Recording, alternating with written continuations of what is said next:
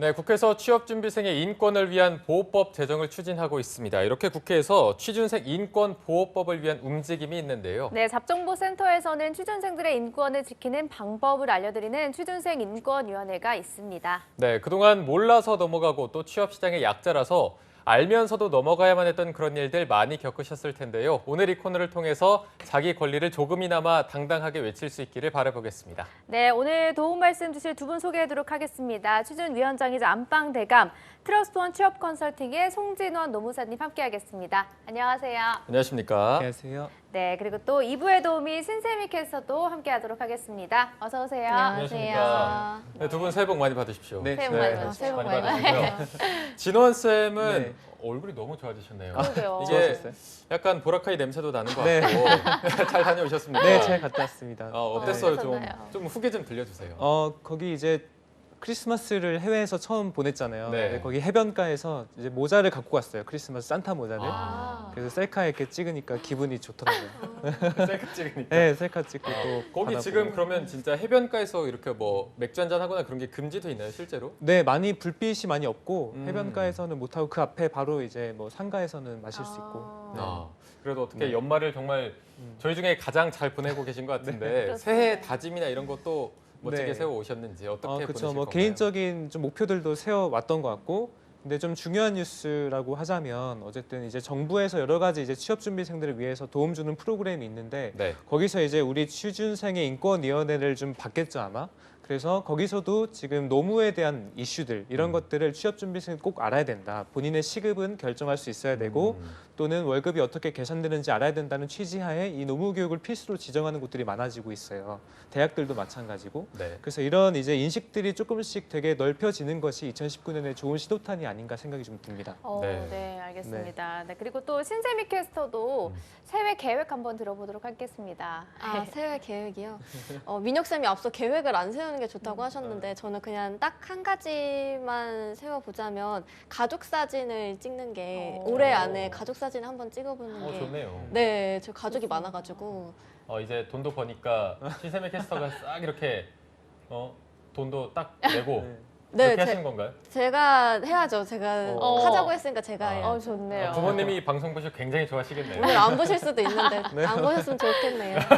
그리고 신세미 캐스터가 어제 하루 쉬었는데 하루 쉬니까 막 몸이 근질근질해서 일을 하고 싶다고 정말요? 그런 네. 말을 하더라고요. 너무 어떻게 된 겁니까? 심심해서 오늘 출근길이 좀 행복했어요. 정말요? 네, 어제 하루 쉬었는데 오늘 회사 오늘 발걸음이 가볍더라고요. 이야. 아직 젊어서겠죠? 그렇게 2019년에 또 많은 일들이 들어오기를 바라보겠습니다. 감사합니다. 그럼 네. 오늘 바로 뉴스 소개해 주시죠. 주제 진원 쌤이 네. 소개해 주실까요? 네, 알겠습니다. 그 취업 준비생들이 최근에 이제 기업을 지원할 때 예전까지만 하더라도 이제 높은 연봉과 브랜드 이 정도로 이제 기업을 선택했다고 한다면 네. 최근에는 이제 중요한 요소 중에 하나가 워라밸 그리고 수평적인 기업 문화 이런 것들이 되게 중요해졌거든요. 그렇죠. 그래서 이런 기준 하에서 봤을 때 취업 준비생들의 마음에서 이미 아웃된 곳들이 있어요. 그래서 그런 곳들이 어떤 곳인지 어떤 갑질을 했길래 아웃이 됐는지 알아보도록 하겠습니다. 네, 또 굉장히 중요한 안건을 들고 오셨습니다. 그러면 신세미 캐스터가 오늘의 안건을 자세히 소개해 주시죠. 네, 가이드에 맞게 딱딱 진행되는 일처리, 선후배 동료와의 의기투합, 또 화기애애한 사무실 분위기 이런 것들 취준생 여러분들이라면 모두 직장에 대한 환상을 가지고 있을 것 같은데요. 이 중에서도 가장 중요한 것 중 하나가 바로 사내 분위기입니다. 자유롭고 편안한 분위기 속에서 일하는 구성원이야말로 만족도도 능률도 배가 될 수 있기 때문인데요. 그런데 간혹 사내 갑질 논란이 불거져서 취준생들이 질색하도록 만드는 기업이 있습니다. 무리한 야근 강요, 폭언 및 욕설, 폭행 등으로 구설에 올라서 취준생들의 블랙리스트가 되어버린 곳인데요. 따라서 오늘 취준생 인권위원회 안건으로는 취준생의 마음속에서 아웃, 블랙리스트 기업을 통해 이들의 조직 문화를 꼬집어보자입니다. 네, 오늘 정말 흥미로운 소식을 들고 와주셨는데요. 취업을 위해서 온갖 노력을 마다하지 않는 우리 취준생 여러분들을 질려버리게 만든 기업, 어떤 기업들이 있는지 하나하나 살펴볼 텐데 먼저 네. 첫 번째 기업을 신세미 캐스터가 소개해 주시죠. 네, 첫 번째 기업은 롯데그룹 계열 광고 대행사 대홍기획입니다. 수평적 문화를 자랑해서 2018년 한국 PR 대상에서 사내 커뮤니케이션 부문 최우수상까지 받았던 기업인데요. 하지만 지난 연도 12월 14일 관련 업계와 대홍기획에 따르면 대홍기획 A 상무는 11월 21일 오후 3시쯤 방으로 직원 4명을 호출을 합니다. 회사가 이벤트로 지급했던 빼빼로를 자신이 받지 못했다며 왜 나한테 아무도 빼빼로 과자를 챙겨주지 않았냐 하면서 감정이 격양돼서 소리를 쳤고요. 또 여러분은 다 받았지? 한 번도 나는 챙겨준 적이 없어 어떡해? 이렇게 하면서 약 30분 동안 소리를 지르고 빼빼로를 던지기까지 했다고 합니다. 야, 이거 나 왜 빼빼로 안 줘 하면서 빼빼로를 집어 이렇게 던졌다는 건데 들으면서도 이게 와, 정말 실제로 있는 일인가? 이런 사람이 실제로 있나? 장난인 네. 것 같은. 장난이라고 하긴 이 빼빼로를 던졌다고 하니까 이게 또 어떻게 좀 산에서 쉬쉬될 수도 있었던 건데 공론화됐는지 또 산의 방침도 좀 궁금하거든요. 네, 그래서 이게 이제 임원이 했다는 게 더 놀라운 것 같기도 아, 하고요. 임원이 또 이렇게. 네. 그래서 이제 그 이 대웅기획의 한 직원이 직장인 전용 이제 익명 게시판인 블라인드라는 앱이 있어요. 네. 거기에 이제 익명으로 올라서 이게 구설수가 아. 돼서 실제 회사의 조치까지 취해진 것인데요. 네. 그래서 이를 확인한 대웅기획의 조치가 근데 조금 아직까지 미흡한 부분이 있어서 그 부분을 말씀드리고 싶은데 네. 일단은 3주 정도 조사를 했대요. 그 안에 이제 뭐 준법 경영팀이 있어서 그래서 해서 대표이사의 경고로 이제 사과하라라는 서면 경고를 내렸다고 하고 이제 재발 방지 약속을 받았다고 합니다. 하지만 이것을 들은 이제 직장인들은 어떻게 보면 정말 갑질 아닙니까? 이게 그렇죠. 이제 빼빼로 안 줬다고 내던지고 또 이제 폭언을 하고 이런 것들에 대해서는 이제 강경한 대응을 왜 못하냐 회사가 그냥 서면으로 경고하고 그칠 것이냐에 대해서도 역시나 불만과 또 어떻게 보면 조금 조직에 대해서 로열티를 깎아먹는 그런 거라고 좀 볼 수 있겠습니다. 네. 네. 오늘 3가지의 기업들을 살펴봐야 해서 두 번째 기업도 빠르게 소개를 해주시죠. 네, 두 번째 기업은 대웅제약인데요. 윤재승 전 회장의 폭언 녹취록이 공개가 되면서 논란이 일었습니다.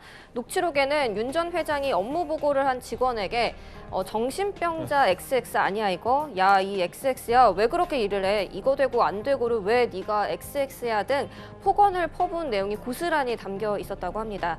사건이 터진 이후 대웅제약 전현직 직원들은 윤 전 회장이 이 같은 폭언을 하는 건 일상이었다고 밝혔다고 합니다. 네. 이 XX가 어떤 단어인지 들리는 것 같습니다. 이거를 실제로 들으면 얼마나 또 기분이 나쁠지. 그런데 이게 일상 수준으로 이루어져 왔다고 하니까 굉장히 또 많이 스트레스를 받았을 것 같은데 이제 와서 밝혀진 이유가 있을까요? 그러니까 이게 지금 한 반년 가까이 된 사건이거든요. 근데 지금 와서 이제 밝혀진 이유는 직원들이 이제 이 윤 전 회장이 검사 출신이에요. 변호사의 검사 출신이라서 법을 잘 알고 있기만큼 이것들에 대해서 이제 뭔가 이 이슈를 제기하기가 좀 힘들었던 상황이라고 하고요. 더 무섭네요. 네, 어쨌든 뭐 뒤늦게 결국 이 언론에 이제 입장문을 써서 네, 좀 잘못했다라는 것을 이제 인지를 하고 이제 경영에서 일선에서 물러나겠다고 했다고 합니다.